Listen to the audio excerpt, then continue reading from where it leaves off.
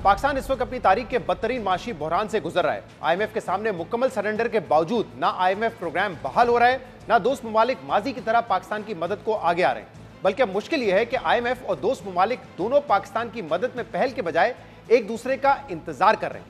IMF चाहता है पहले दोस्त ममालिक पाकिस्तान की मदद करने की यकीन दहानी करें, मगर दोस्त ममालिक माली मदद से पहले आईएमएफ प्रोग्राम की बहाली चाहते हैं। वजीर खजाना इसहाक डार पिछले 3 माह से ये दावा कर रहे हैं कि पाकिस्तान को दोस्त ममालिक से बहुत जल्द $3 अरब से ज्यादा के फंड्स मिल जाएंगे, मगर अब तक ऐसा नहीं हो सका है, क्योंकि अहम बात यह है कि माजी की तरह इस बार ये खलीजी ममालिक पाकिस्तान को गैर मशरूत फंड्स के फरामी के बजाय पहले पाकिस्तान से माशी इस्लाहात चाहते हैं और कर्ज की सूरत में अदायगी के बजाय सरमायाकारी और मुल्की असासे खरीदने में ज्यादा दिलचस्पी रखते हैं। और खलीजी ममालिक का यह रवैया सिर्फ पाकिस्तान के लिए नहीं बल्कि माशी बहरान का शिकार खित्ते के दूसरे दोस्त मुल्क के साथ भी है।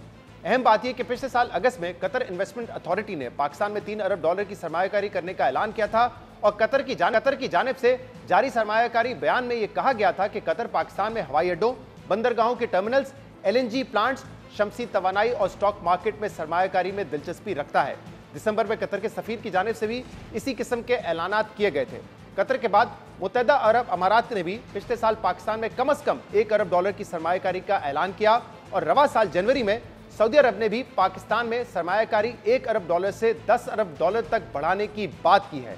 लेकिन अहम बात यह है कि यह वाज़ेह पॉलिसी शिफ्ट है कि खलीजी ममालिक पाकिस्तान को कर्ज देने के बजाय सरमायाकारी करने की बात कर रहे हैं। मगर इन सब ऐलानात को कई माह का अरसा गुजरने के बावजूद अभी तक ना सरमायाकारी का सिलसिला शुरू हुआ है और ना ही वो फंड्स पाकिस्तान को मिले हैं जिनका वजीर आजम शहबाज शरीफ और दीगर रहनुमा दावा करते रहे।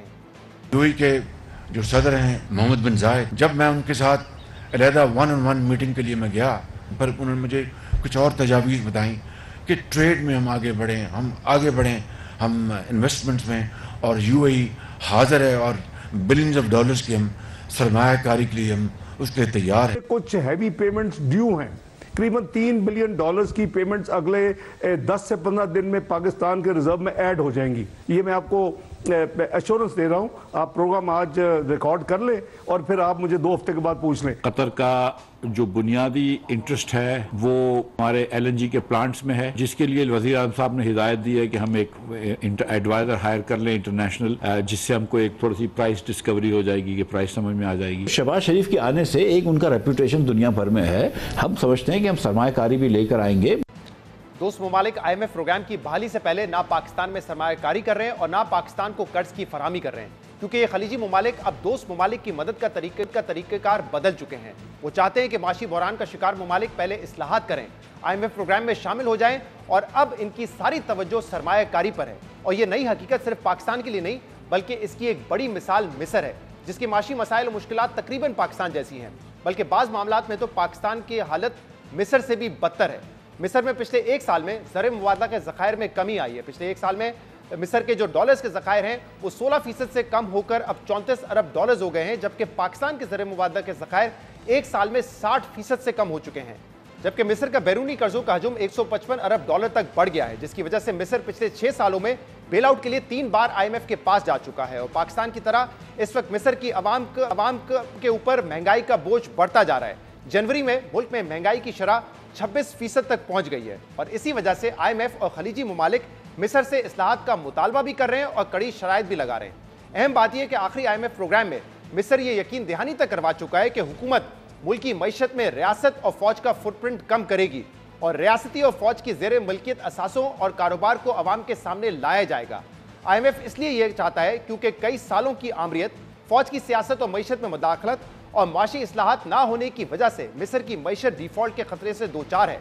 मुख्तलिफ अंदाजों के मुताबिक मिस्री फौज मुल्क के तकरीबन 40% कारोबार की मालिक है, जिसमें मैन्युफैक्चरिंग, ग़िज़ा, मिनरल वाटर, तामीराती शोबा, माइनिंग, बैंकिंग और सेहत के शोबे शामिल है। और IMF के मुतालबे पर पिछले माह मिस्री काबीना ने 32 रियासती और फौजी कंपनियों में अपने स्टेक्स बेचने का ऐलान भी किया है।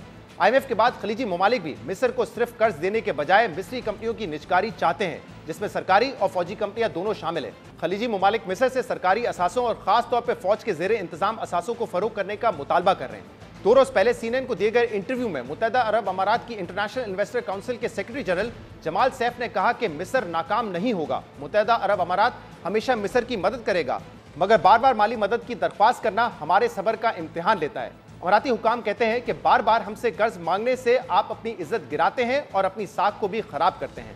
अमाराती हुकाम ने वाजे किया है कि मिस्र के लिए निजकारी के साथ साथ रियासती और फौजी कंपनियों की फरोख जरूरी है ताकि मुत्तहदा अरब अमारात मिस्र में अपनी सरमायाकारी को 20 अरब डॉलर से बढ़ाकर 35 अरब डॉलर कर सके।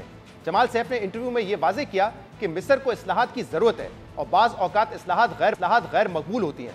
फौज की जानिब से इस्लाहात पर मज़ाहमत फितरी रद्द अमल है, लेकिन इसे भी मुल्क के मईशत बचाने के लिए निजकारी के अमल की हिमायत करना होगी, क्योंकि मिस्री फौज तवील अरसे तक निजी शोबे के तौर पर काम करती रही है और अब वक्त है कि निजकारी के मौके पैदा किए जाएं, क्योंकि मिस्र कैपिटलिज्म के नए दौर में दाखिल हो रहा है।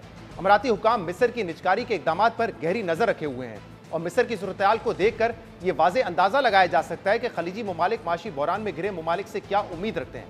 अब वो सिर्फ दोस्ती या बरादराना ताल्लुकात की खातिर आंखें बंद करके मदद करने से ज्यादा माशी इस्लाहात देखना चाहते हैं। मिस्र की तरह पाकिस्तान में भी खलीजी ममालिक सरमायाकारी चाहते हैं, जिसके लिए जरूरी है कि पाकिस्तान इस्लाहात करे और तरजीही बुनियादों पर उन इदारों की निजकारी करे जो निजकारी लिस्ट पर मौजूद हैं और मुल्क की मईशत के लिए मुसलसल सफेद हाथी साबित हो रहे हैं।